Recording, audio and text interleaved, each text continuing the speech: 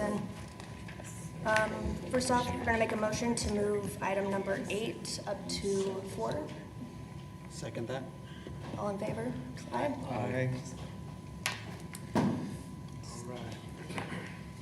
right. Announcements? Or do we do public comment first? Public comment first. Do we have any public comment today? Nope. Announcements. It looks like we have a new park board member. Hello. Hello, how are you? I'm Tori. Hi, Tori. Nice to meet you. Yeah, this Do you is want Chris to? Pumley. Hey, yeah, I just should introduce myself. My name is Chris Pumpelli. I am Mayor Whipple's appointee to the at-large position to the Board of Park Commissioners. I am so excited to be here today. I was very fortunate on Friday not only to get sworn in, but to have some pozole with Troy and the rest of the staff. So I really appreciate getting to know everybody. It's my intention to increase visibility and accessibility in what I consider some of our greatest assets, not only our parks and our places of respite and recreation, but of our staff.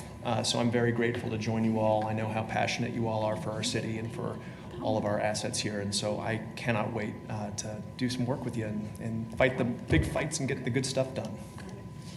Very cool. Welcome aboard. Excited to have you. Right. Did everyone? Okay, so we don't have minutes. No. So go ahead and skip that. New items for consideration. Was there anything that you guys would like me to bring next month? Any kind of special items? Anything to consider? Questions, reports, concerns? Sure. This is just something that occurred to me in the last week. I had all this time we were remote because of COVID to do it. I didn't think about it, but if you all are interested, several of the attorneys in the law department are drafting amendments for the bylaws of the boards that they advise to allow for virtual meetings. I mean, we were able to do it because the governor issued an order that suspended the Open Meetings Act, and although we could entertain people appearing remotely, it would be cleaner and better if it was in our bylaws. And so if you're all interested, I'll bring an amendment to the next meeting. That'd be great. Okay, we'll do. Troy, I'd love to see if we could get an update on some of the different construction projects that we have, like O.J. Watson. Okay. And then I don't know if we're making any progress on that horizontal park, or I don't know what to call it, the linear park in Delano. Oh, I went to a meeting on Friday. Nice. Okay. So actually, they're going to do a presentation here. They're going to go to each one, well, not each one, they're going to go to the 2 dabs, Claycomb's dab and Blue Ball's dab, and they're going to do a presentation here probably in 2 months, not next month, but probably the month after. But yeah, there's some really cool things to see. So went to a meeting, I saw some of the projected items or proposed items, and it looks really, really cool. That corridor that goes right past Joe's Car Wash across Seneca, yeah, needs to be cleaned up. So pretty excited to see what the renderings that they came up with. But they're going to do a full-blown presentation, so I'll let them do that. Awesome. Thank you. But the O.J. Watson one, I could have somebody from the engineering Sure. give a presentation on that. Okay. Anything else? All right. Continuation of prior business. Let's see. GAC member for District 3. Yep. Yeah, we do not have a person yet, so he's given some names and just no contact information for them. So as soon as I get that contact information, I will meet with each of those folks and come back next month. I'll have a name for the rest of the committee. So So we're going to work with Phil. Eddie had some ideas. We'll reach out to some of the other golf folks. We'll make sure that you get some information to contact these folks so you can make an informed decision and meet some of these folks that might be interested on the board. Okay? Very good. All right. Follow up on committees. So as you guys remember, you guys each had a committee to lead, and I don't think anybody really prepared for today to do anything. I'm going to have a conversation with Eddie when he gets back to have, whether we're going to do this a little bit more formally or not. But we definitely have one new member, and so we want to make sure that everybody's on the same page. And so I think we could just table that till next month, if that's okay. Light up Edgemore. All right. So the saga continues with pickleball. So we had Light Up Edgemore folks, they had fundraised and they had gone to the Park Foundation to get some additional funding to match what they came up with. And it sounded like a pretty good idea. The tennis community obviously spoke to you all, so we tabled that. And then we came back with some more discussion about a new location to do it at Northeast Park. And you guys were supportive of that.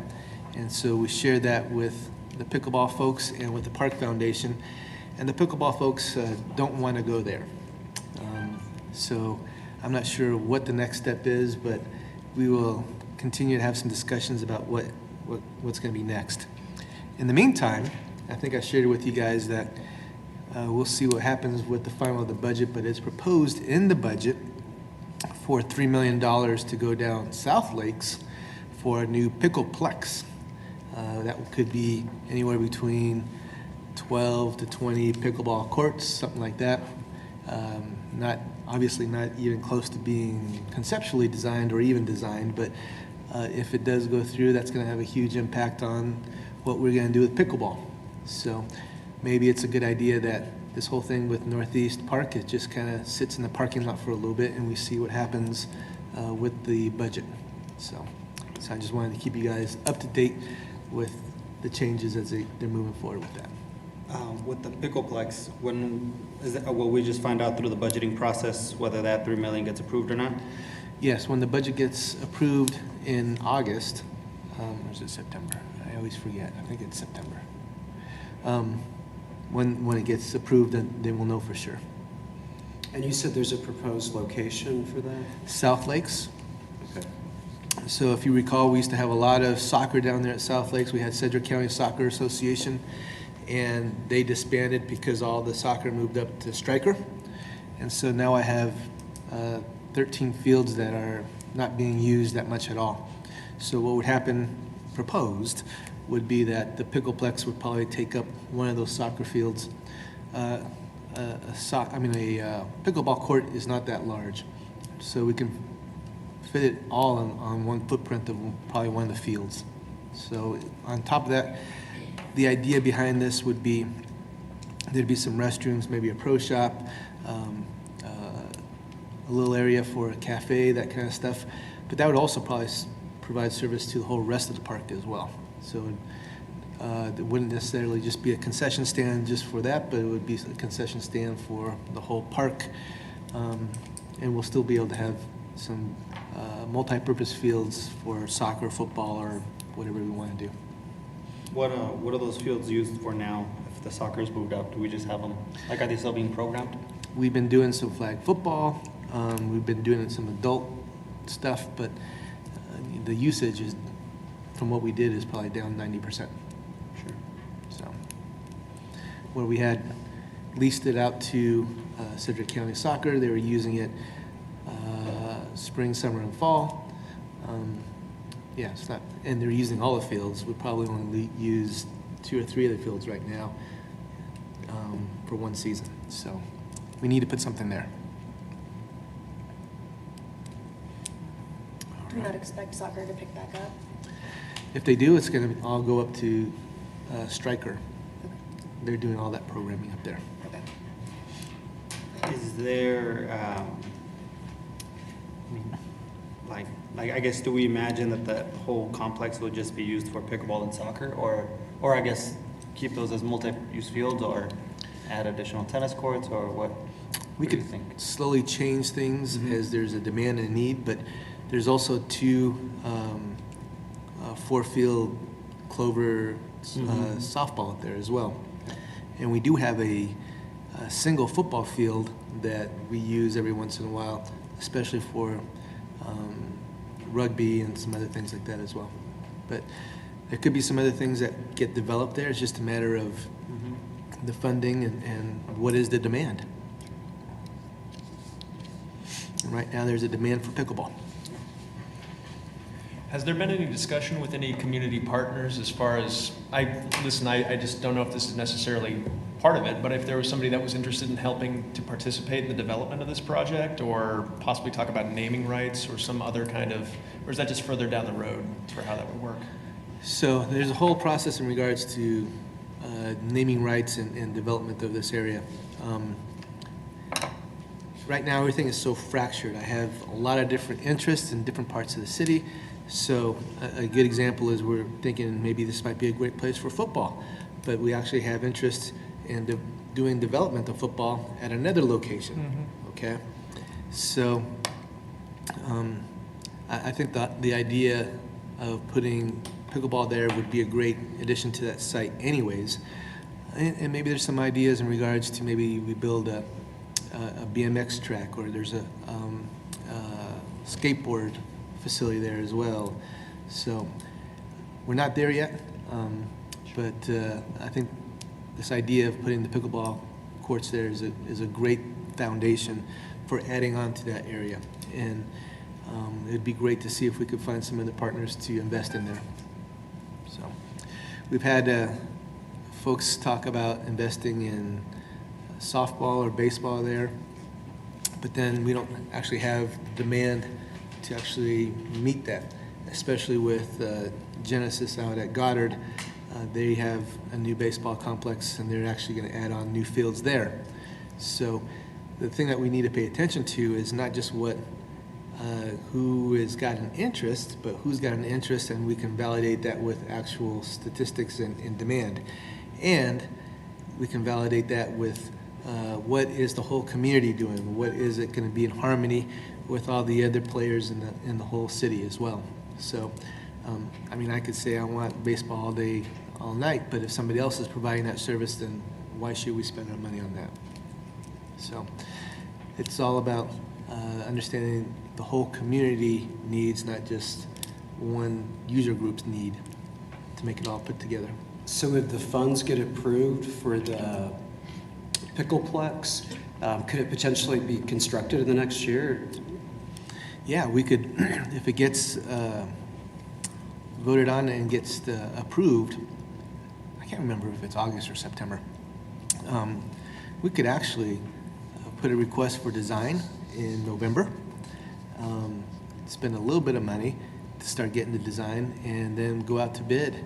This is fast track. This is if everything goes well, a perfect world, and have it built by summer. That would be outstanding, but I doubt that would happen. But definitely, the construction could start sometime next year. Remind me, which council members this is in? It's in Councilmember Bluebaugh's district. Okay.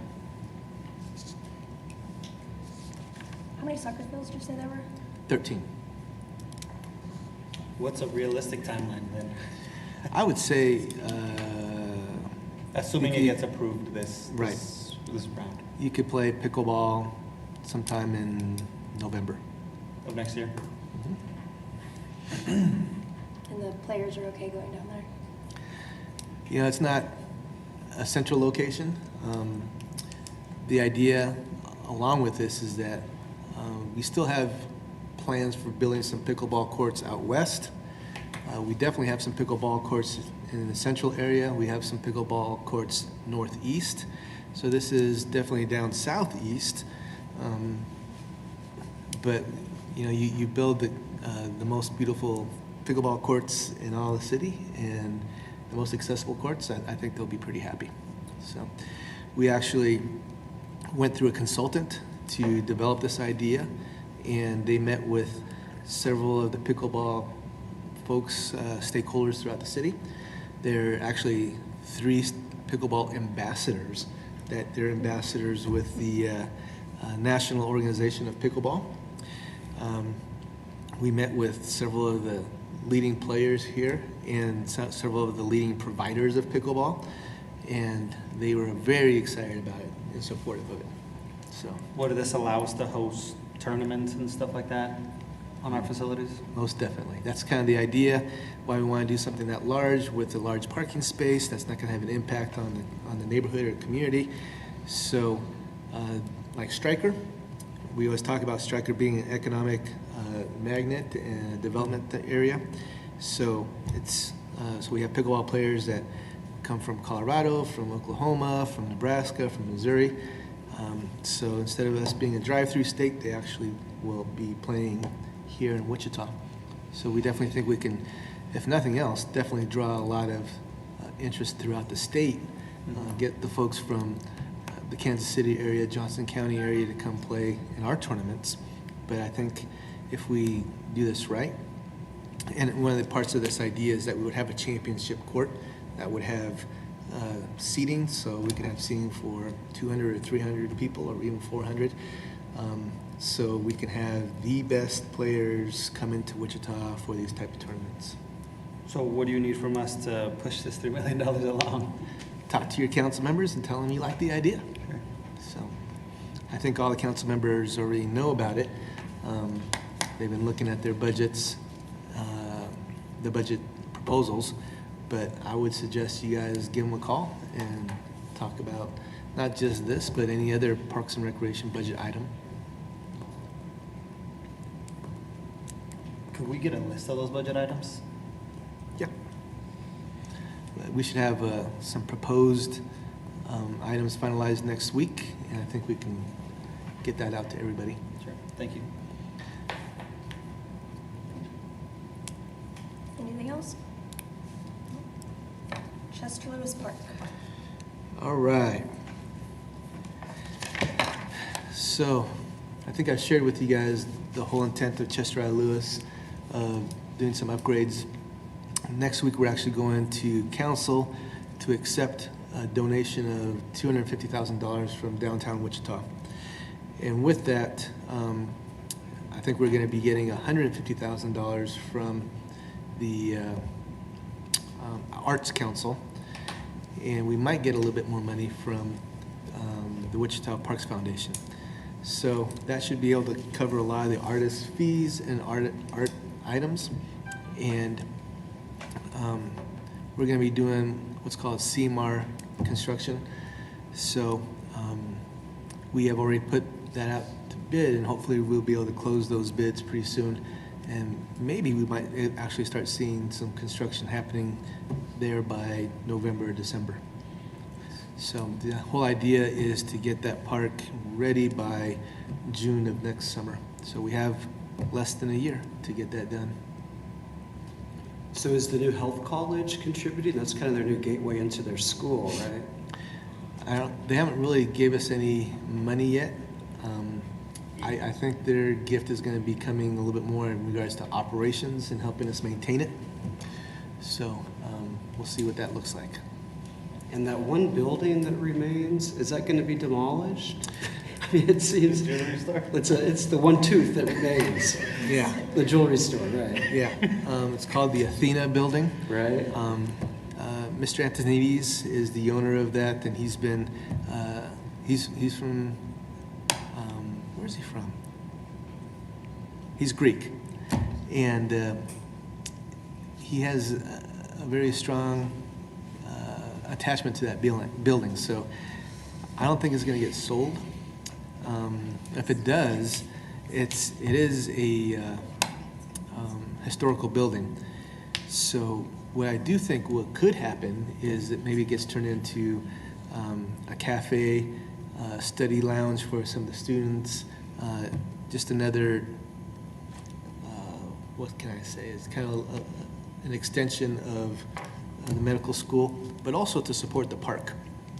So maybe you could go down there and get a coffee there and enjoy the park, and maybe there'd be some retail there on the second floor or something, I don't know.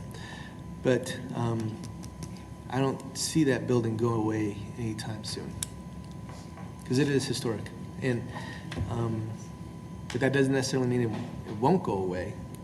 But if I look at my crystal ball, I think it's going to be there for a while.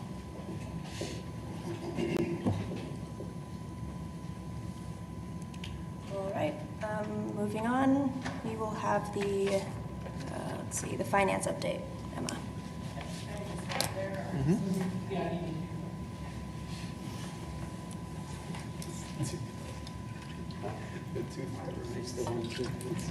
This feels really weird because I'm used to doing this virtually. Yeah. And being in person is definitely kind of strange. All right. I'm just going to dive right into it. We're going to start with department overview. So total as of end of June, we'll have $614,000 in revenue, and I have all details listed. As no surprise, recreation comes first because we have rental lessons and fees and concessions and the recreation. And the bullet points just explain to you where revenue comes from. Admin comes from the tower rental, and recreation, like I said, we have distribution of different fees, different resources, and it's interesting, there's a huge change from last month to this month because summer begins with summer camps and the swimming pools, because last month rental and concession were at a higher percentage than lessons and fees, and that was swapped this month. And then park maintenance and forestry revenue comes from special events and expenses. Overall, year to date, as of again, end of June, we have about $7 million in expense, and then the breakdowns are listed. And usually when we look at expenses, we compare to budget because the city gives us a certain budget. We try really hard to stick to it because as a whole, the city wants to stay afloat, like we talked before. And the percentage is listed on the right. As you can see, we are in good shape as of staying budget with city's demand or city's requirements. And over the bottom, there are some updates on additional funding we're given. It was effective in June last month. So for tree purchase, we got $175,000 additionally. Tree removal, $250,000 Equipment. The $229 is only for this year. Not to say it won't be more next year, but as of now, that's what I have right now. And then the additional 2 items as well. And then keep in mind, all these are active for or effective for 21, 22, and 23. So which is really nice, considering we talked about before we're lacking funding for Davis Division. Next one, golf revenue. So golf revenue as of now, we're sitting at 2.9, almost 2.2 million. With Auburn Hill comes first, and then we have tax, they're pretty close, and then Sam and Mac.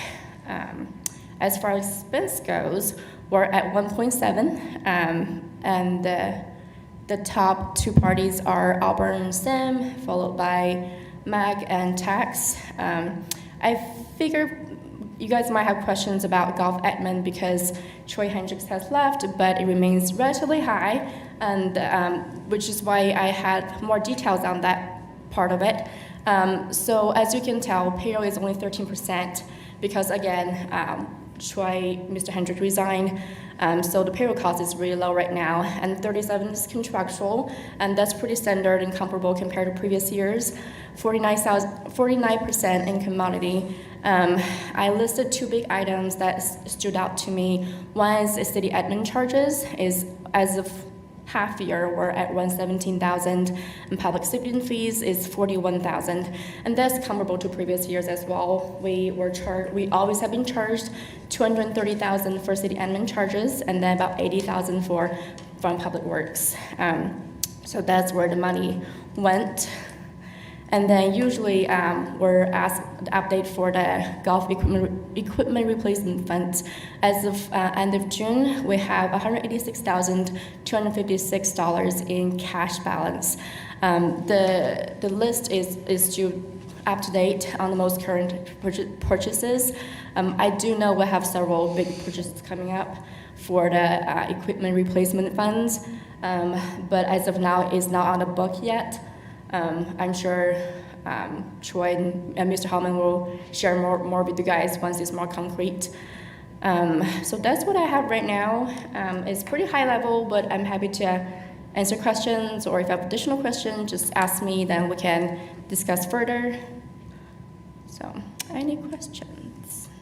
What is public safety fees? It's mostly public buildings, the golf buildings and building maintenance, whatnot. I don't have a breakdown details. I can try to ask, but by and large, that's where it sits at. Yeah, I mean, I think Public Works charge all departments a different rate based on your buildings and demands and whatnot. So to help a little bit with that as well, so since it's an enterprise fund, it's required to pay into public safety. And that was something that was developed 15, 16 years ago. So every year there's a certain percentage, and that percentage changes. It's calculated from the finance department, and so that money gets transferred over to police and fire. Okay? Thanks. Just similar as with fleet and other folks that actually provide services. You don't think about police and fire giving us a lot of services, but since it's an enterprise, they're required to give some money back. Okay. I see. Thank you.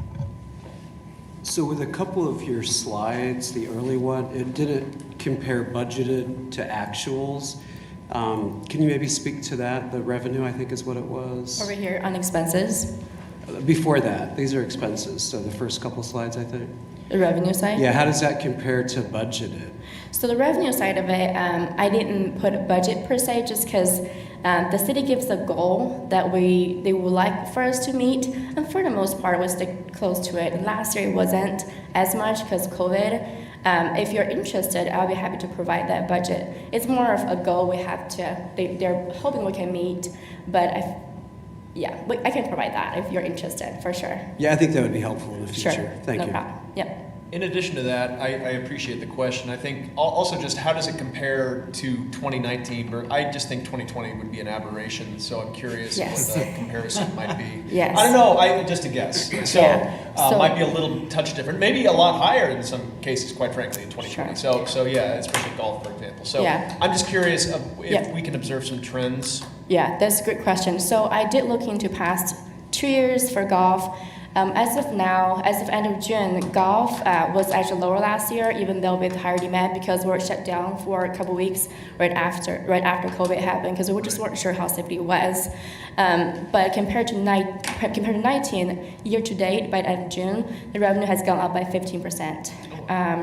And recreation, we're not where we were in 19 at all, for sure, because it's just a different ball game now. People still don't like to be indoors, and the mask just got lifted. So as of compared to 2020, as of mid-year, the revenue has gone up by 50% for recreation. That's where we're at. That's tremendous. Listen, I think we need to be shouting that from the rooftops when we have successes like that. Seriously, Yeah. like if we were having that kind of growth, that's wonderful. That just shows that people are getting Yeah. out there and doing it. So thank you so much for that information. Emma, Yeah, definitely. Emma, if you can you do a historical slide through a Next spreadsheet time. Sure. and compare that to budgeted? So actual for 16, 17, 18, 19, and right next to that, budgeted, so we can see how we did each one of those years. And you're right, I think both 2020 and 2021 are going to be interesting how we look at it. 2020, we hardly made any revenue whatsoever, so that's definitely going to have an asterisk right next to it. Here in 21, we have a huge demand, but we haven't caught up with our staffing or with our programming yet to catch up to that. I think if we offered any kind of program right now that's somewhat fun and exciting, I think it would sell out because people are just really wanting to do more and more. But we haven't been able to catch up with all of our staffing and our facilities to make that happen. So 2021 is going to have an asterisk as well. But it's really interesting to see what those look like.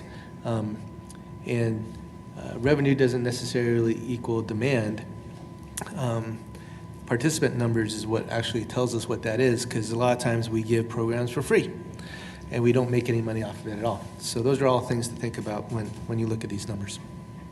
Okay. Thank you Yep. very much. Good. Okay. Thanks, Emma. Communication update. All right. So from the Golf Advisory Committee, they had asked that we provide them a section where we talk about communication. So when they make a motion and they pass it, or they want a piece of information that goes forward, what happened to it, and what was the response back? So maybe it was a question that came to the park board, or maybe it was a question that, or they made a motion. A good example was with golf, was they passed a motion and they wanted the city manager to start hiring our seasonal part-time staff, because we're having a hold on all hiring. So they made that motion. I took it to the city manager. He gave me a response in writing. I took it back to them. So this is a section all about communication. And I liked it. I thought, wow, what a really good idea. Because you guys make motions as well that go up to our council and mayor. And that goes through my direct supervisor, the city manager. So I wanted to stick this in here. So I don't have anything in here this time, but an example is if you guys make a motion that pertains to an action that needs to go to council, or information that is requested coming back from the city manager, I will have that in writing via emails, but I'll report back in this section on what that is. So this is added into the agenda for future discussions and pieces of information. So that's what that's for. But alas, I have nothing this month because we don't have anything to communicate about. So, I think that'll be great. Thanks. okay. Recreation update.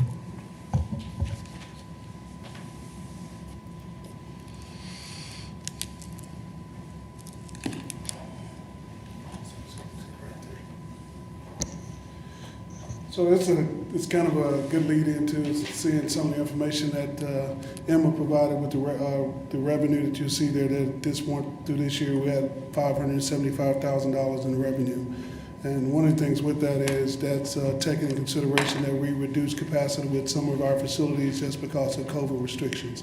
So things are going extremely well moving forward, and I think once we get past this year, we're going to see numbers even higher than what we had in 19 before 20.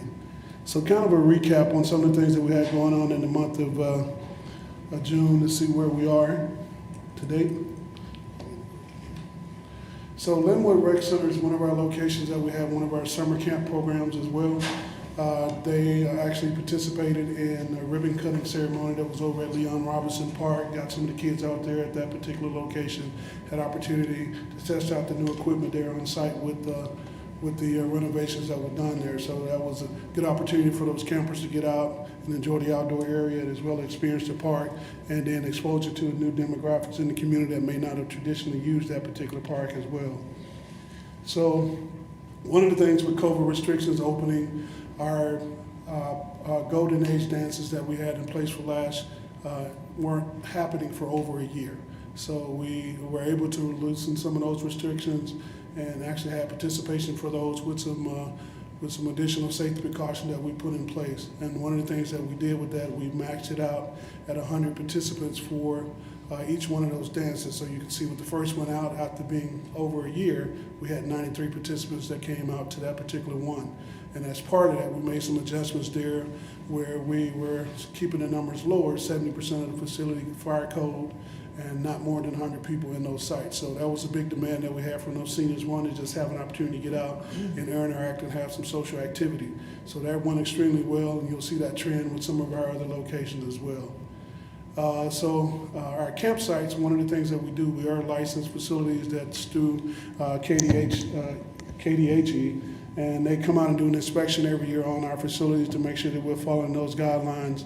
And this particular location had no violations there, and this has been a running trend that you'll see for a lot of our facilities as we go through with some of these updates as well. So Orchard also had their first dance back as well, and they had, you can see, had 73 at the first one and 93 at the second one. So, and this is with us kind of holding things back from people not coming in as being, as promoting it as much as we would traditionally do, because we know that that would be something that can be a restriction. We didn't want to have to turn people away once they got there on site. And they also, for the 4th of July, they also did a cookout there with the kids on site, kind of celebrating the 4th of July, and that went well, and had opportunity to go swimming there at that site as well as part of that celebration. So McAdams Rec Center, after the previous year, we weren't able to do in-person activities with Juneteenth. A lot of those activities were virtual, and it transitioned back to in-person this year, and had a really good turnout for over the 2-day weekend for the 18th and the 19th. We had over 1,600 people that came out to that site for that celebration. And had concerts that was there, had the inaugural car brew, a barbecue cook-off that was there, and also had a free kids zone that was available for the kids there that was sponsored by Evergy, that we have a really good partnership with as well. They came out, brought their vehicle on site, and did activities there for the kids as a part of that celebration as well. So continuing to do more and more things outdoors, getting people there involved. And when you think about the revenue numbers that Emma shared there earlier, we operated our summer camps this summer at 50% capacity. So with those revenue numbers that we have there, we're not at 100% based on where we were at the beginning of the summer with some of the COVID restrictions. So things are looking really bright moving forward. So Woodard Rec Center is another one of the ones that does a really good job at getting our facilities open and available for the community to use. One of the restrictions that we had during that time frame is that we had, with COVID restrictions, some of the classes that we traditionally offered, we didn't offer just because of some of those concerns, but they took advantage of that location to start opening up there, as well as other locations. We're doing gym rentals for those basketball teams or sports group that were looking for locations. So you can see we had 21 gym rentals for that particular month of June that generated about almost $1,200 in revenue. And then we'll continue to see more and more people that's coming out participating in those programs. And on the sports groups that we had, our sports camps that we had there on site, you can see that majority of those made, and we're at capacity with those, and even have people on the wait list. So as we continue to expand and do more, we'll see more and more of those activities taking place. So some pictures of that there on site, as well as some of those activities that we offer there. And as part of that, instead of having it indoors in the gym area with some of those concerns, we took it outside to some of those courts there on site to be able to make sure it's open and people feel comfortable coming once we have those classes there. And again, another one of our sites, 11 years in a row with no violations for our summer camp program there and our licensing through KDHE. Tennis Center is continuing to be extremely active. Like Troy mentioned earlier, pickleball is constantly on the uptake. We had a tournament there that went extremely well. Had a lot of participation there for that particular one. Had 238 players that were there. 106 of those players that actually participated in the tournament itself. Had people traveled in site from Missouri and Oklahoma to come here to the location. Even with the expansion that we had there, we would fill those courts and had to go and tape off some of the tennis courts to accommodate the size that we had there. And if we had a larger complex, we could even expand it more to even have more people participate and becoming more of a destination site for some of those larger tournaments and things that are happening here in the area. Kind of leads on to as well, we did some things with some of the youth pickleball classes, and then reintroducing it to some new demographics, and along with some adult introduction classes that we're doing. And we also partnered with Genesis and hosted the Junior District Open Championship in June for 18-year-old division at Riverside, as well as in conjunction with Genesis location as part of the Missouri Valley District for tennis tournaments here in the area. So kind of last but not least, I'm sure you guys are familiar with the Aquatics Master Plan that we put in place, and one of the things that was had a lot of excitement around, and Lael knows about it being in that district, is that McAdams got a lot of good momentum from the community about wanting to see that pool there and how they can utilize it. So we've done a couple different things there through council member and the Alejo and those guys there in the community. They have reached out to some of the businesses there who have made some donations to help sponsor free swim lessons and free access to the pool there. So we're able to offer some upcoming swimming lessons for some of the kids in the community there at no cost to them. So they just come and register there for it, and we have those scheduled for them to actually come out. And we got some good donations for that, but we had to kind of limit what we're doing for there because the demand is even stronger for that. So we have to kind of monitor what we can get in because we don't want to turn kids away who are interested in it, but we want to make sure we have a good reach also. So that's kind of an overview of what we're doing. A lot of exciting things that are happening in the area. People want to get back out doing things. Outdoor tournaments are growing quite a bit. Like Troy mentioned, out of South Lakes, we're seeing more and more activity there. And with the Pickleplex coming on site there, hopefully, we'll see even more growth. And with some of the things we're doing in tournaments and things there, South Lake also that is doing extremely well right now. So I'll open up for you guys. If you have any questions about anything, I'd be more than happy to answer them for you. So I have a question about the swimming pools and the splash pads. Of course, this is a big season with the unveiling of the pools and the pads. Can you inform us on what the tracking looks like? Are the numbers up, or how's it being received, I guess, is really my question. It's going extremely well. I know that our pool numbers are going well. You'll see part of those numbers that Emma showed for this year, that some of those lessons and classes that were up in the uptake in that 575, a lot of that is coming from the pools as well as our summer camps also. With our summer camps being restricted to 50%, some of that growth is happening with the pool locations there as well. The splash pads areas are really highly utilized. That's a free space that we have for the community to enjoy, but the pools are being attended well also. So just to let you know that we don't keep stats on the splash pads because we don't necessarily have it staffed. So, and it's free, but I do know that we had lots of positive comments in regards to the pools, and we know that the pools are definitely a big hit and being used. So at the end of the summer, it'll be really interesting to see what the numbers are for attendance for the pools. And one of the things that we rolled out this year as well, thanks with our accounting team and our IT team, is that we went automated at our pools this year. So in the past, everything was manual. We had to take it into a cash register, but the new software system that we got a couple of years ago, we deployed those at all of the pool sites where the actual pool staff there have tablets where they can do electronic payments and take credit cards now, once we weren't able to do that before. And that does two things. It made us more contactless with people coming in with cash, but we were able to also increase our sales that we had for concessions on site as well because people could use their credit cards.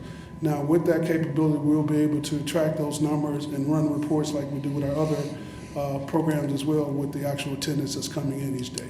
So we'll be able to provide that information at the end of the summer. Reggie, I really do appreciate all this updates. It all sounds great. I did get a question over the weekend regarding the status of the Evergreen splash pad. If that's been covered in a previous meeting, excuse me. I'm just trying to play a little bit of catch up. Can you give me an update on the closure, the estimated date that it'll be reopened, and the reason for the closure? Sure. I'll take this one. Sure. So the reason why it was closed is because we found an issue in regards to the safety concerns of it. We had a lot of kids climbing on it, and there is no fall zone for this.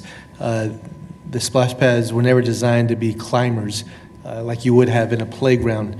Typically when we have in a playground, we have poured in place rubber area or something else that's soft so it can cushion any kind of a fall. So the design, although we were pretty confident and excited about it, there was one thing that we overlooked, particularly the shoulders of the mask. The kids were climbing up on top of that, if you can picture that.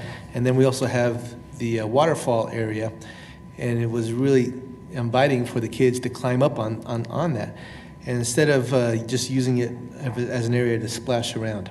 So since we don't staff it, we have no way to keep kids off of it. They actually put some signs up. That actually invites it even more and just makes us more culpable if something does happen. So we closed it, and if we do have staffing, what we'll do is we'll reopen it and allow folks to go in, but they'll have a staff member there to say, hey, you get down, don't go So- up there. So just to be clear, this is a staffing issue? More than anything else, yes. Okay, no, and as a follow-up, I'm just curious of how wide we're seeing issues like this, especially in our aquatics. I mean, this is the summer, and if we're having all of this tremendous growth, and then we're closing our facilities for lack of staffing. Well, it's a combination. I can't just say it's just because of staffing, but Sure. because of the situation that we have, we would have to have a staff person there to make sure that nobody's Sure. getting hurt or climbing up on that. So let me finish a couple I items, and I'll answer some other items that I think you brought up. So we're looking at, well, let me backtrack. So 2 weeks ago, we called the contractor that did the work and the designer, and we've come up with a new design. So we're trying to get that implemented in the next 2, 3, 4 weeks. Material-wise, it's up to them to find those materials, and we're hoping that we can get those items fixed and replaced in the next 3 or 4 weeks. Okay? But whenever we can, we will open it up with a staff person. So as I mentioned earlier, and this kind of touches on one of my other items as well as special events, we went from 0 to 100 miles an hour. At the same time, we're trying to change our tires at the same time. That's the best kind of idea I can give you what's happening right now. So we had a hiring freeze all the way up until June. And that wasn't until June that we were able to actually start hiring people for golf, for our rec centers, start hiring some of our full-time staff. That is a lag of, in some cases, 2-3 months. Because one thing that Penny and I were having a discussion about is that we're still trying to do our normal work, our work just to survive. To hire somebody, that means we have to create a panel, we have to call these folks, bring them in, and that takes time away from everybody else's work to make that happen. So it's really difficult to get the engine roaring back to full speed. So that is one of our issues. But we're still going to be understaffed past the summer into next year. So the idea of matching our demand with staffing is always going to be a situation until something's changed with our budget where we're able to actually have that flexibility to bring on more people. So does that make sense? It does, and I will save more questions on that topic for toward the end of the meeting, but I definitely appreciate all of that insight. Thank you. Yep. Any other questions for Reggie? Reggie, is the summer pool season, is that through August or through Labor Day? We don't want to go to Labor Day weekend. And will we be following that same timeline this year? Yes. Okay, thank you. Thanks, Reggie. Golf update. All right, so I think I shared last month the numbers through May. We had just gotten the numbers through June. I haven't been able to get that out to you guys yet, but I'll email that to you guys. It's looking really, really good. Emma kind of gave a quick overview of what those numbers are. So we were 430 something in the black, which is really, really good. And the great thing is that our memberships continue to grow. Not at a huge pace, but they continue to grow.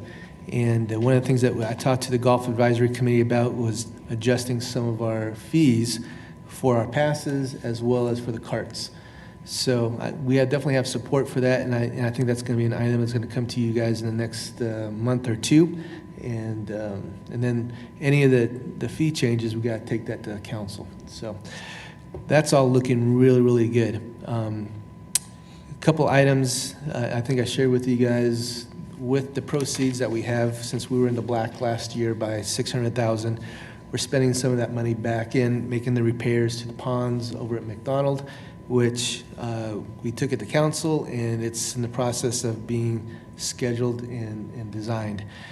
Same thing with the roof and the HVAC out at Text. Thanks. So that's great that we're reinvesting back into our parks. With the The equipment replacement fund, we're roughly about $200,000, and we're going to be looking at some new mowers, some large fairway mowers, and some rough mowers that each one will cost $60,000. And so I think the idea is that we're looking at 3 of those pieces of equipment and 1 smaller piece of equipment. That's a huge, huge investment. So we're excited about that as well. One other item that is looming is the RFP, the request for proposal for a third-party operator. So we have finished the document and the draft of it. I shared it with the Golf Advisory Committee a couple weeks ago. And during the presentation, they had a few questions and comments, and I made sure to address that with them. I do believe that we're going to be releasing the request for proposal in the next week. So it's going to be hitting the streets really, really soon. And that just kind of triggers a multitude of dates and a sequence of things to go through. So if we put it out for 4 to 6 weeks, we should get some good responses. I already have some folks that are out there that do third-party operations of golf courses that are interested. And so we'll see how that works out in the next 4 to 6 weeks. And then there'll be an evaluation of those proposals, and we'll compare it. How does that actually work and compare to what we're doing in-house? Is the system that we're doing in-house a better process, or is it better to go to a third-party operator? So one of the things I also wanted to share is that we haven't replaced Mr. Hendricks. We haven't, who's the golf superintendent. We haven't replaced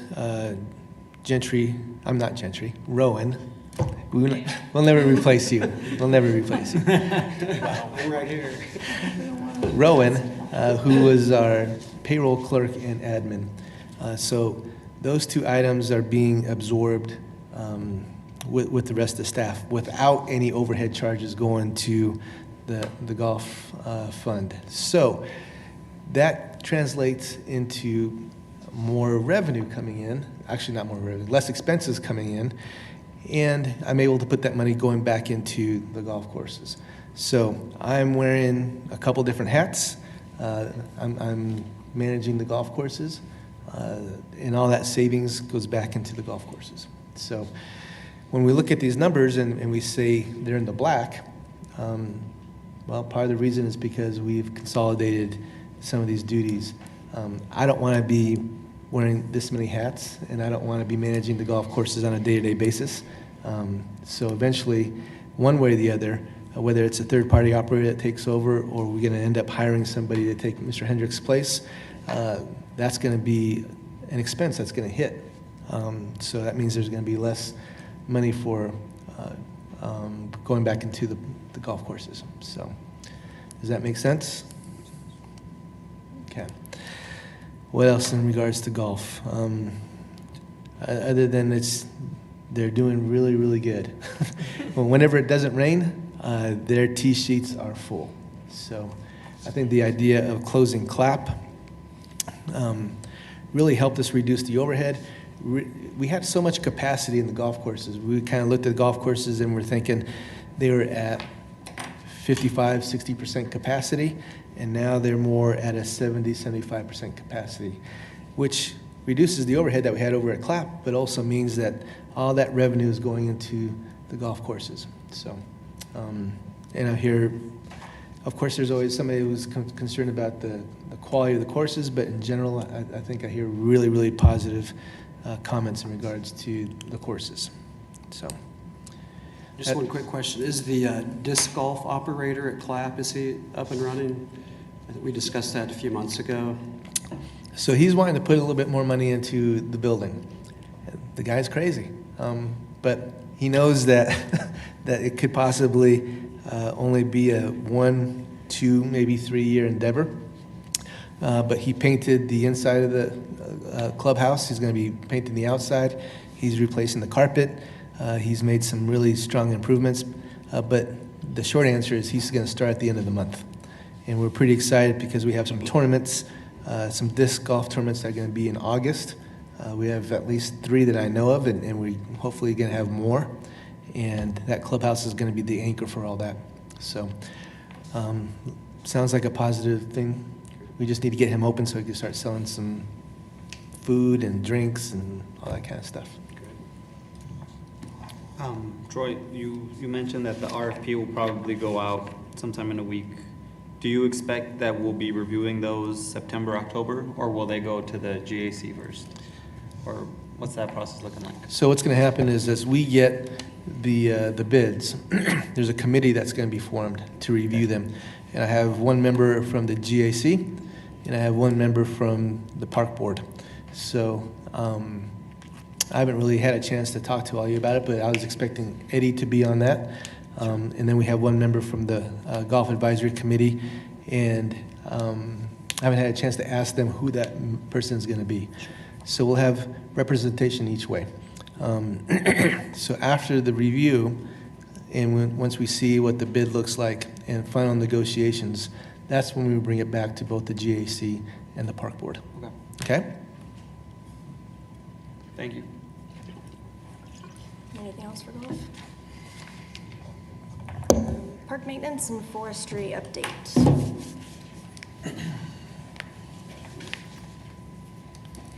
have tea time at 7 tonight. Do you? Which course? 7. What's a beautiful night for golf? It's like 85.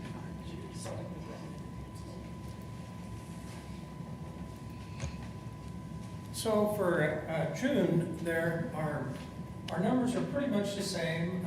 Inspections, pruning. Our pruning is down a little bit because during the month of June, we've had a lot of wind storms, and so our guys have been reacting to the wind storms and having to go out and pick up branches. So we haven't been able to do the prunings like we normally do. Tree removal, they're called TFRs, or top for removal. We had 189 of those. Stump grinding there, MABCD inspections, emergency responses. You can see that 53% increase over May, and that's just due to all the windstorms and stuff that we've had. So hopefully July will be a little better.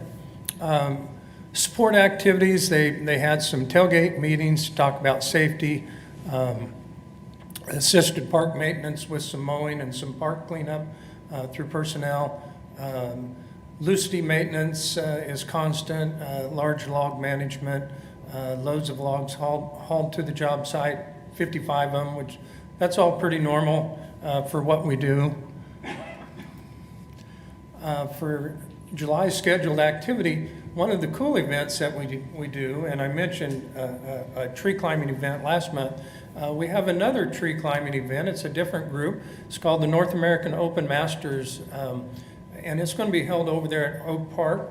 It's really kind of fun to go watch. It's very slow. You have to be patient when you watch it because it's all about technique and doing things in a proper safety manner. And there's a lot of communication from the tree climber down to the judges and so forth. And so it's not a fast-paced event, but it's pretty interesting to watch those guys work because they're really incredible once they get up there in the trees. So. And then, of course, data collection for an interactive tree map that we're working on. We've got our ongoing inspections, prunings, the same activities that we just reported on there in the first slide. So, but we are pretty excited about the North American Open Masters again. I think this is our 3rd year, and it's a pretty cool event. Our construction and special projects section, the June accomplishments, we installed a 9-hole disc golf course up at Evergreen Park, and you can kind of see the map over there to the right where the holes are and stuff, so that's kind of cool. The idea behind that is to get kids outdoors, get them active, get them moving. I don't know what, Mr. Hellman, what generated that? Was that just your idea, or was there some public input on that? Actually, there were some folks from the neighborhood that wanted it. Yeah. So we were able to accommodate that. There's still some work to be done on it. We also supported the Juneteenth event there at McAdams by taking the showmobiles up there and putting up the tent and some fence for that. As Reggie said, it was a nice event and well attended and so forth. We installed some wear mats there. You can see that one picture where the swing set is. Those are wear mats underneath there. So we installed some of those at Brown Thrush Park. Fabricated and installed 13 dogs on leash in Clapp Park. We were getting some complaints about dogs being off leash, and people that are going to break the rules really won't pay attention to signs, but if you don't put the signs up, people really won't do it.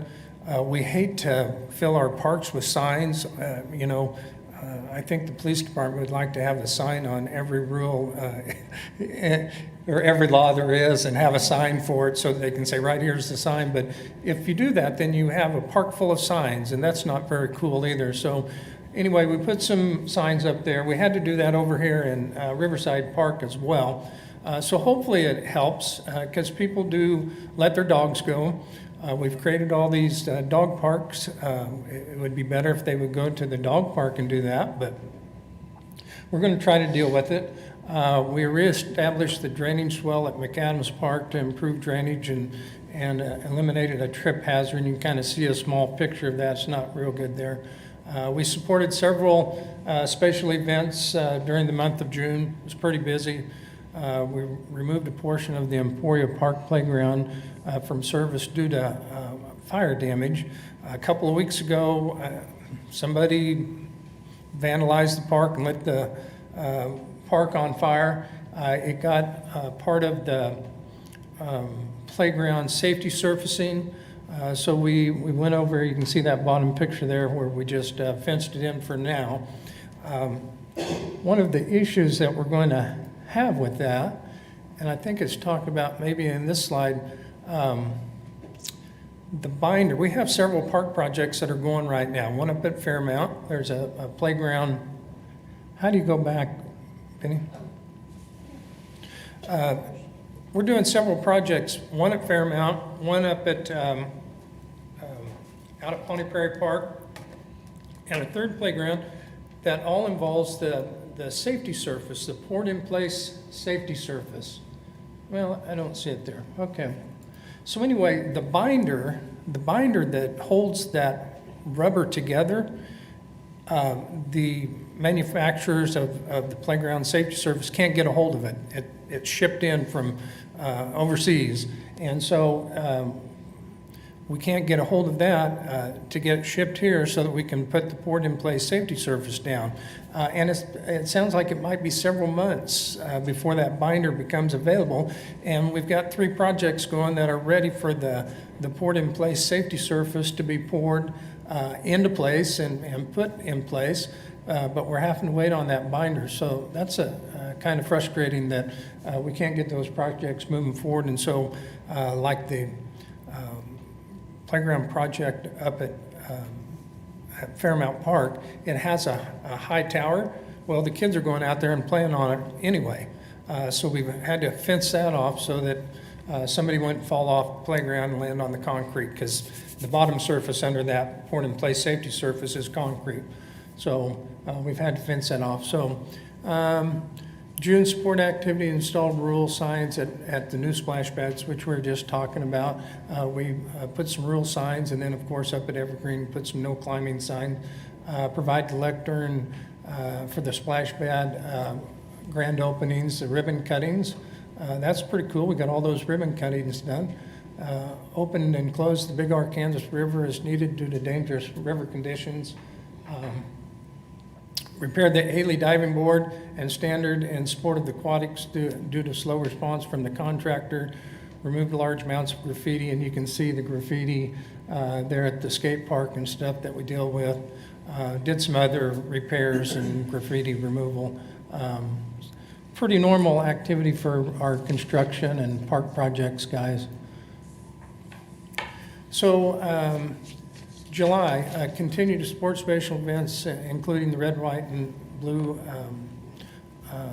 4th of July celebration, the automobilia event that was going on, the summer performances over there at Clapp Park. The playground pictures there, the one there in the middle is the one up at Fairmount Park, and you can see how tall that tower is. Well, without the safety surface, that's really dangerous. So we went ahead and we're going to fence that off with some fence. And then the bottom one down there is Pawnee Prairie Park, and it looks like it was a really rainy, muddy day for that picture. That doesn't look like very good working conditions there. And of course, responding to all the graffiti and vandalism that we run into. I got to get a different picture because I showed that I think in May, and that's a real negative picture. And today I was trying to find a positive picture to put in there. Next month there'll be a positive picture there instead of a negative picture. But that is what we deal with all the time, is illegal dumping in our parks. Internal grounds maintenance has been maintaining the internal site, supporting recreation programs, the art museum, dealing with illegal dumping, pretty normal stuff. The forestry section, again, assisted with mowing to get all the tasks done. Athletic maintenance has been really busy. We've had some really good tournaments down at South Lake, some big tournaments. I think last weekend they had like 75 teams, so our guys had to get to work because on Sunday we have to turn around and prepare the fields for league play. So once the tournament's over with, we turn right around and start league play on Sunday night, and it goes all week long. We actually we got out there and broomed the bike path for the Riverfest. Irrigation's been keeping all the highly visible sites in working order in the athletic fields, so keeping the grass watered. We haven't had to water as much. Of course, we had so much rain there in June. Contracted grounds maintenance has been busy working with the contractors. We're getting a few complaints, not a huge amount of complaints, but the mowing, the contracted grounds maintenance vendors are getting behind a little bit. We're trying to get those guys caught up. Hopefully if it stays dry, they'll be able to get going pretty good. And this group of folks, we get to hire some people, so hopefully we are busy next month with the hiring process to fill some of our vacancies. So I will stand for any questions you might have. Can you give an update on the dying conifers, the dead or dying conifers in the parks? Say that again? The dead or dying conifers, the trees that are dying? Yeah. Can you give an update on that? There's several of them that have died, and just concerned they've become a safety issue. There are safety issues, and we do have a lot of them. We have 12 months. We have a full year's worth of backlog of dead trees and prunes, private pruning requests from citizens. So, and then we have just a lot of trees in our parks that we know of. So every year, and we just finished it, we go around and we do a windshield inspection, and we take a count and we make note of where we see dead trees. So yes, with all the trees we have in the city, we have a number of dead trees that do cause safety issues. We try to track those down. With the hiring freeze and not having staff, we haven't been able to react. Then the windstorms have affected us, but we have plenty of work, and there are a lot of unsafe trees out there that we need to get a hold of. Any other questions? I've got a question. I had a resident reach out to me late last week, and I spoke with Troy about this. I just wanted to bring this to the public meeting. I was forwarded the email discussion within the department regarding a silver maple in District 6 that a resident was upset about its removal. I understand based on the reasons given. I'm not an arborist. I trust city staff when they say that they've judged this decision that was made. All I know right now is that we have an upset resident, and I made a promise that I was going to say, like, in the future, how can we mitigate for circumstances where this resident feels that there was no recourse? and no chance to have an alternative solution rather than 100-plus-year-old silver maple get taken out. So I just wanted to know if there's some kind of discussion that we could have about, like, I can go back to this person and say, look, nobody likes that this happened. I know that you guys don't like that happened, but look, it was necessary. I understand the reasons from our discussions. I just wanted to see if we could. Does everybody know what I'm talking about, by the way? In Riverside, there was a silver maple. I can go ahead. Sure. So yes, there was a request for a repair of a sidewalk. Yeah. The sidewalk and the curb have been compromised because of the tree. The tree has outgrown that spot. So one of the things we always talk about is having the right tree planted at the right place. 100 years ago, it was in the right place, it was the right tree, but as things have grown around it and developed around it, it is no longer the right place.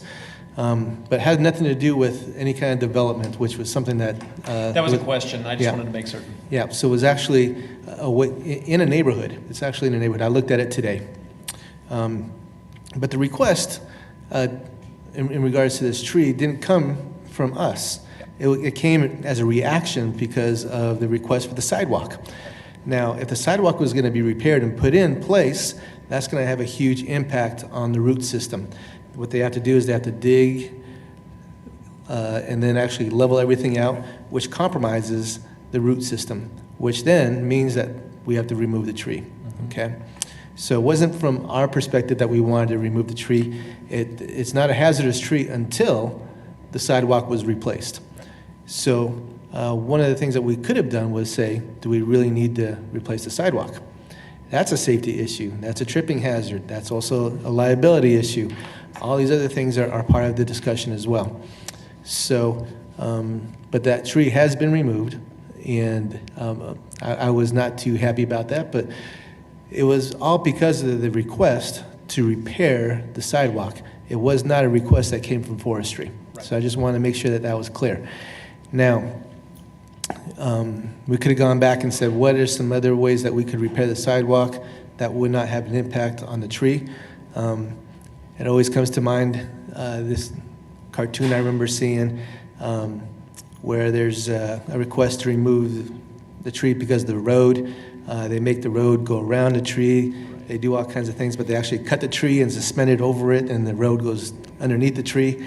Yeah, there's all kinds of different ways to really talk about this. But from our processes, what we put in place as we looked at what was going to happen to the tree because of the repair of the sidewalk, it was going to compromise the tree so much that it was not going to be safe. I hear you on that, and I appreciate everything that you said, and I'm with you. I want to know, I guess the question I have, and I'm not sure who to direct it to, I guess the question would be is like, if we have a situation like that comes up, I know that we've got an unhappy resident who feels like this was quick, and I know that you're balancing a lot of different priorities at the same time, and I don't know what the best answer is. I'm just saying I want to have a discussion about, can we create a procedure that says, look, I want to appeal this rather than being very upset that my prized tree is gone. So I just wanted to know if there's some kind of discussion that we could have there so we can say that, look, we're being responsive on this stuff. We actually do. We have a pretty good, I think, a pretty good process, and there's time for discussion during and that citizen got a chance to voice his opinion. You know, when engineering, the sidewalk engineering group goes through and condemns sidewalk, we have to react to it. It has to be dealt with. And so this is what happened with that one. And so our staff is called out to look at it. And if we determine right off the bat that the repairs to the sidewalk and the curb are going to affect the tree, we start the process with removing the tree, and we talk to the adjacent landowner, you know. Mm-hmm. If we think that the tree could be saved, we wait till the sidewalk's taken out. Mm-hmm. Then we determine if we can prune the roots, and if we can prune the roots without compromising the safety of the tree and the safety around it, then we do that, and they put the sidewalk back in. Like Troy said, this was so tight. The roots had already girdled up around it. There wasn't a foot of space from the tree to the curb, and there wasn't hardly about a foot of space from the tree to the sidewalk. and the trip hazard was just bad. It was bad. And we have done, just like Troy said, in some cases where we can kind of go out around it, and the adjacent landowner agrees with that, we've done that. But I don't know who planted all these trees so close to the curbs 50, 60 years ago. More than that. I mean, this is an old tree. Yeah. And look, I really do appreciate the feedback. I can take this, also offline, and I just wanted to make certain I went back and we try to communicate with them. We really do. I know, and I thank you for that explanation. Yeah. So a couple things to add to that as well. I mean, there's the landowner or somebody had called in the issue with the sidewalk. That's the issue, and that's the time to talk about it, not afterwards. Yeah. Because once they say that the sidewalk has to come out and put something in its place, then we're already committed to following those standards. As I looked at the pictures in the Google map and the whole 9 yards, it was actually the fence was also being upheaved as well. Yeah. And so it was also impacting the neighbor's private property as well. So we do everything we possibly can to save trees. We're in a situation where we're tree deficit. We're losing more trees than we are able to plant them. And so we know that we need to reverse that situation. But I hate to go back to this, but lack of resources is one of those issues. But the right tree in the right place, 100 years ago, it was. But now there's sidewalk that has been put in place. There's a road that's been put in place. There's houses that have been put in place. Unfortunately, some of those situations where you're looking at what is the right decision, well, there's a lot of things that get involved with that. The actual property, liability issues, site issues in regards to being able to see around that tree on a curve. And as I noticed, that tree is actually on the very corner. And so as you're driving up, you can't see around to see what the oncoming traffic is. And so there was also a sight impediment as well. I don't want to take the tree down, but for safety issues and concerns, that there's legitimate reasons for that to happen. So I sincerely appreciate the response. Thank you. I have one more thing I can add too for Chris and for Philip. Now that we have the money back, we have a tree planting program where when we take out a tree, we have the ability to buy some trees and put them back in, and we have a list. And we offer, like when we're in these situations, we offer to plant trees back, So now that we have that funding back this year, we will have the ability to start. Matter of fact, I think we already have a list so full that we've already spent that $175,000. But getting that funding back helps us put trees back. And then it also helps us in cases where we have citizens that are upset. We can offer back a tree to plant, So we try to do that to help ease the pain, smooth it over. So. Thank you, David.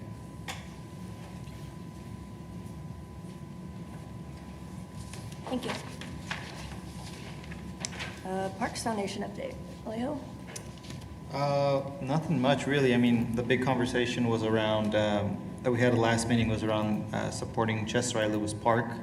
One of the conversations that we had was having them be the fiscal agent to help raise the dollars to continue to improve the park and complete the project. They were also, and I'm not sure where they are, Troy, because I had to leave early, but they had been working on the Place for Parks dollars and installing benches that recognized, different Wichitans in different parts of Wichita throughout the community. And I know that the artists started on the benches, but I don't know where exactly they left off, and I don't know if they gave you an update on that, Troy. But those are really the two big things right now that they were working on. And then obviously lighting up Edgemore, which we've talked about that. So in regards to the benches, I think they're a little behind schedule. We were hoping to see them installed in June. We were hoping to see them installed in July. We're hoping to see them installed in August. So I have a question about the Parks Foundation. The community garden in Riverside that's being relocated, I believe a request has been made to the Parks Foundation for that project. Has that been heard from the foundation, or is that coming soon? So it was on the agenda this past week. I did not get a chance to make that presentation, so it will be presented next month. Okay. And speaking to the folks from that garden, they were okay with that. They were kind of putting the brakes on some things there as well. Okay. So we got. I do not have anything for the president's update. And Troy, director's update? So I mentioned the RFP for for golf. We're finalizing the RFP for the ice rink. So the ice rink has been underneath the Genesis management for, I don't know, I guess it's close to 10 years now. Hard to believe.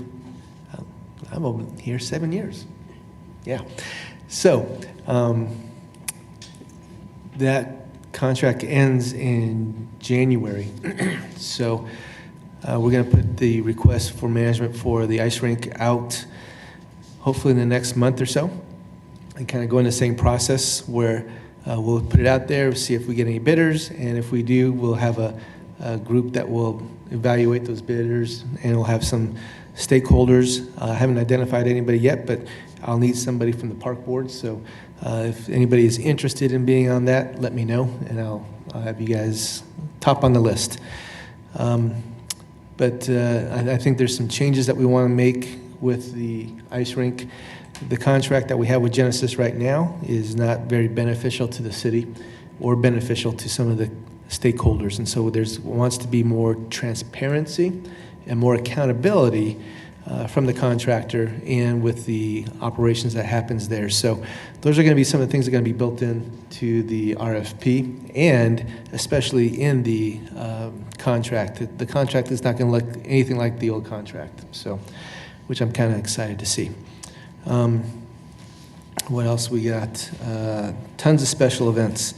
So as we are reopening, we've had several events down at NAFSCR. We've had the 4th of July event. We've been really busy. NAFSCR's been really busy with events. We had our first Arts in the Park over at Riverside.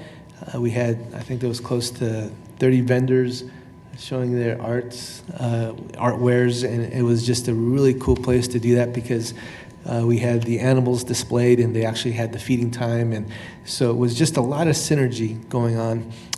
Same thing what's happening over at NAFSCR Park is that park is just being really successful. It's being used very well. We are planning the items for open streets. That's going to be huge. So yes, like I said, 0 to 100. We're back in business. I really don't have much else. Will you remind me the dates of Open Streets? 19th of September, from 12 to 5. Douglas. Is it going to be the length that it was previously? Yep, 4 miles. So be there or be square. Is Genesis interested in maintaining management of the ice center? I think so, but they'll be required to put in a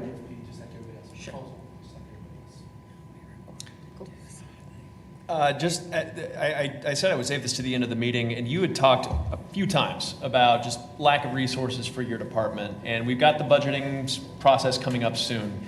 I want to know, as far as where I sit on this board, what is it I can do for you in terms of advocating for full staffing? And what is the delta between where we are now and where we need to be based on your projections? Let me add something.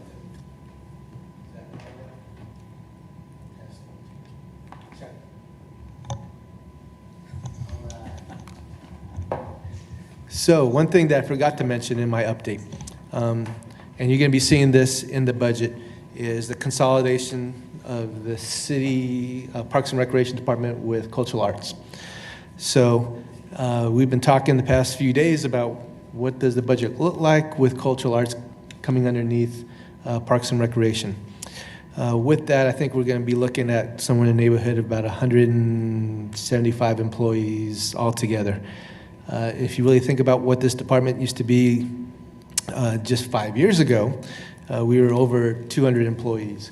What this department looked like over 10 years ago, there was over 300 employees in this department. So we're half the size and still doing more work than what we used to do. Does that answer your question? It's getting me thinking. Yeah. I mean, like, it does. Now, So, we are definitely more efficient. We have highly motivated employees. But I'll just use myself as an example. I'm managing the golf courses where I used to have a person do that, simply just to save money to put back into the golf courses. We have Penny, who's doing the job of 3 different positions. So we should be able to fill some of those positions and take care of that. But if you really look at what has happened with Parks and Recreation from 10 years ago, literally there was over 300 employees, and now we're down to 150, 160, and we're going to be absorbing cultural arts, and we're going to get those employees and get their budget. But even those folks have been slashed to the bone as well. So you're putting 2 really departments that have had huge losses and putting them together, but you still have the expectation of that service, and even more as we're doing more and getting better. The expectation just keeps rising. I really appreciate, that's very thoughtful responses. I'll just say to my fellow board members, what's on my mind about this is I've been reading this EMS story out of Sedgwick County. Now, I know this is not a city issue, but it deals with issues of staffing. It deals with issues of management. And I want to make certain that as a taxpayer and as somebody who's trying to be representative of other taxpayers, that I'm making certain you have every resource that you need in addition to the efficiencies you've created to be as safe and as productive as we possibly can be. And I think I didn't answer your second part. What can you do? Yeah. Bug your council members, bug your mayor. That's the best way for me. I make requests every year. Yeah. And I have to compete against all the other departments. And when I do get successful results, and we've been really successful in regards to a lot of one-offs in CIP. Yeah. Obviously, $22 million this year for the Aquatics Master Plan. We got another $3 million coming up next year. It's $25 million. This idea of Clap Park, we're looking at several years worth of funding, but I think right off the bat we're looking at 2 years in a row of $2.5 million. $3 million for the Pickleplex. Yes, those are all things but that's what the community wants, and that's what they're asking for. And I put those in on a regular basis. But then I get these questions like, well, when are you going to fund the replacement of the parking lots? The parking lots have holes in them. We're missing gutters. The sidewalks are broken. Just all these other things. I make those requests as well, but they are all prioritized amongst all the other things that need to go. I make requests for more staff. And I'm competing with the police department, with the fire department, with the library, and everybody else is asking for more staff as well. So some hard decisions have to be made, and what is prioritized. Obviously, I have a keen understanding of what is successful for our organization, and I want to see our public works folks fully staffed, because when they are fully staffed, that means they're fixing our bathrooms, our sidewalks, our buildings, our drinking fountains, our windows, our doors, our roofs, our HVAC systems, our carpet, our chairs. I could go on and on. I want our police department to be fully staffed, so when the next time we have a fight on the 18th hole of the golf course, they'll respond there quickly, which did happen this weekend. I want our fire department to be fully staffed, so when we have a fire at our playground that caught on fire, and they burnt, as David was talking about, they burnt the several pieces of the playground, but also they burnt the port-in-place item. I know that the fire department's going to respond. So, it's really tough in my situation where I'm competing with my peers for funding, but I need them to be successful as well. Our HR department, just to hire somebody is a lengthy process, but they don't have enough folks to maintain that consistency of filling the positions that quickly. So that means it takes longer for us to fill those positions. I want them to be successful. I want our law department to be successful. There's not enough lawyers up there. And am I right? You're right. So, you know, when I have Must have issues, more lawyers. when I have issues, I need to go to Beth and say, hey, I'm your top priority, because she has the time to do that.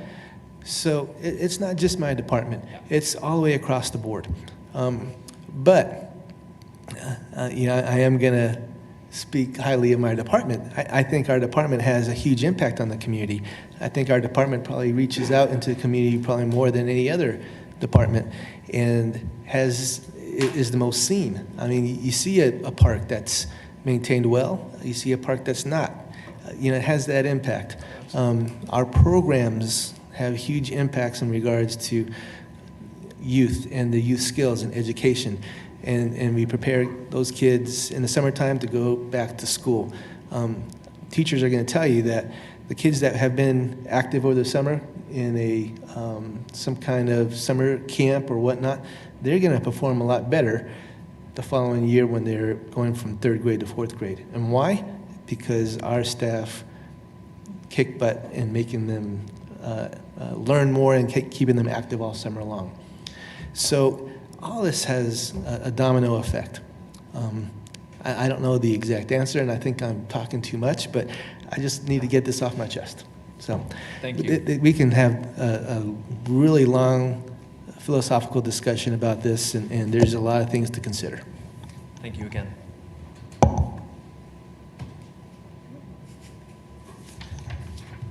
Anything else before we wrap up here? All right, same meeting is adjourned.